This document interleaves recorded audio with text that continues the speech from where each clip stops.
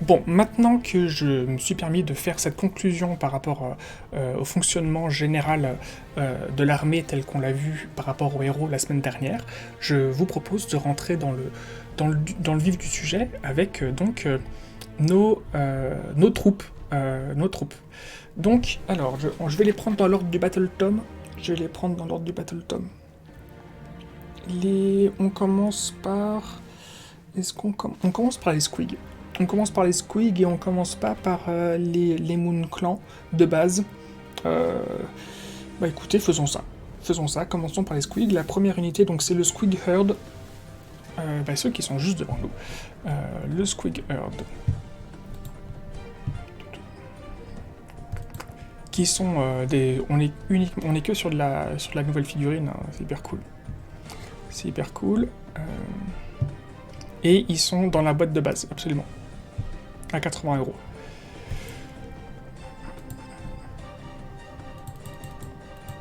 Donc on est aujourd'hui Squig Herd.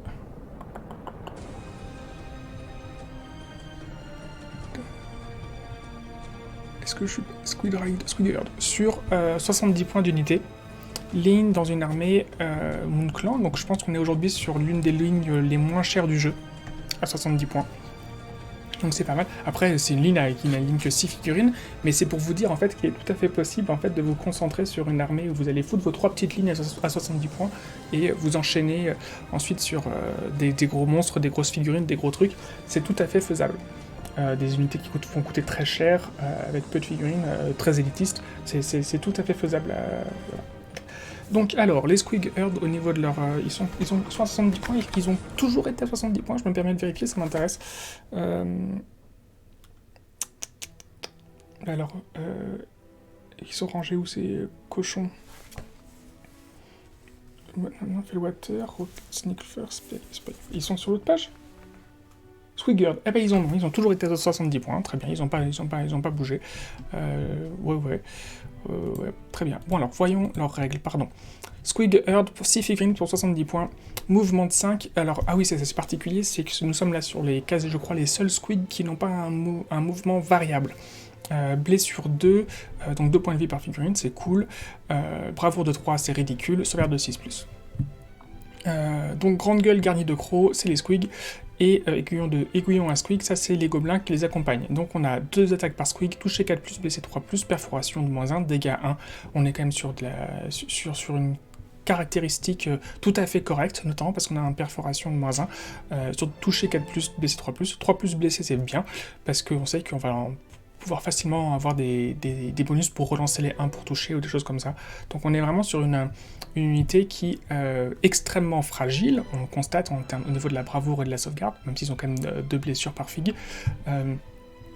On est quand même sur une unité qui, à partir du moment où elle va pouvoir taper, devrait se débrouiller et être à peu près efficace. L'unité de Squig Herd se compose de n'importe quel nombre de figurines, chacune armée d'une grande gueule de gros. Parfait. Squig Herders. Une figurine de cette unité sur 6 doit être une figurine de Squig Herders au lieu d'une figurine de Cave Squig. Un Squig Herders est armé d'un aiguillon à Squig au lieu d'une gueule garnie de crocs. En gros, c'est pour vous dire que vous avez 5 Squig, donc 5 figurines efficaces, et une qui ne va pas l'être du tout. Pas par là. Vous pouvez relancer les jets de course et de charge pour cette unité tant qu'elle inclut un ou plusieurs Squig Herders. Voilà, c'est tout l'intérêt, c'est qu'au moins vous avez un fiabilisateur de charge. Vous avez une figurine sur 6 qui peut être efficace au corps à corps, par contre il vous fiabilise votre charge. Squig déchaîné, ça c'est la règle qui rend intéressant cette unité en particulier. Jetez un dé chaque fois qu'une figurine de Cave Squig de cette unité fuit avant de retirer la figurine du jeu. Sur 4+, l'autre unité la plus proche parmi celles à 6 ou moins de la figurine qui fuit subit une blessure mortelle. Si plusieurs unités sont équidistantes, vous pouvez choisir celle qui subit la blessure mortelle, c'est au moins ça. Donc qu'est-ce que ça veut dire? Ça veut dire que s'il y a bien une unité dont vous n'allez pas vouloir spécialement booster la bravoure, c'est celle-là. L'intérêt c'est que comme elle coûte 70 points, vous pouvez vous monter facilement à 170, 170, pas du tout, 140, 210, etc.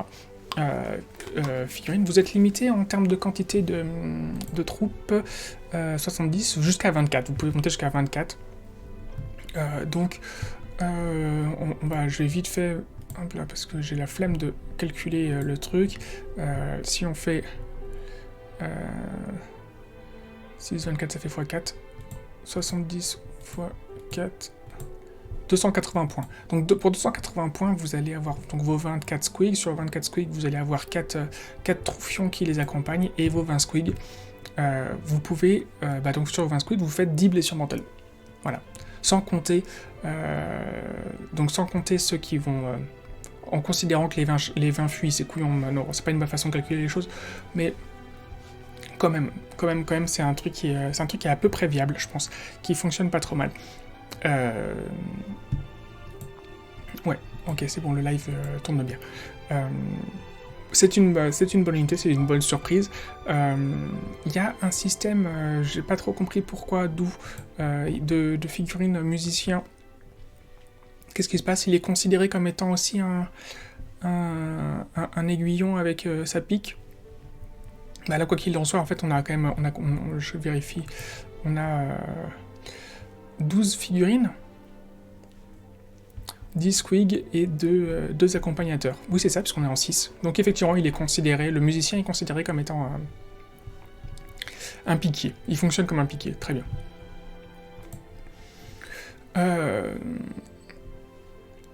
Je trouve que c'est une bonne unité, notamment parce qu'en fait, elle a son fiabilisateur. Fort heureusement, vous pouvez choisir sur qui vous allez diriger votre touche, et vous avez quand même un peu de latitude grâce aux 6 pouces pour votre latitude par rapport à la blessure mortelle quand il fuit.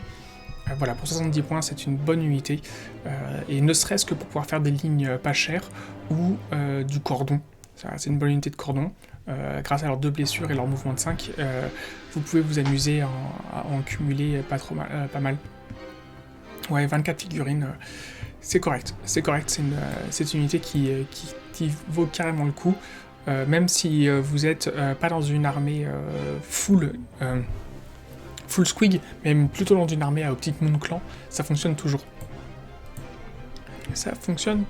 Sachant qu'aujourd'hui, on n'est plus du tout dans un système de fuite complémentaire. À Warhammer Battle, quand une unité fuyait, il y avait un risque de transmettre certains effets de fuite aux troupes autour et de faire des échecs de morale en chaîne.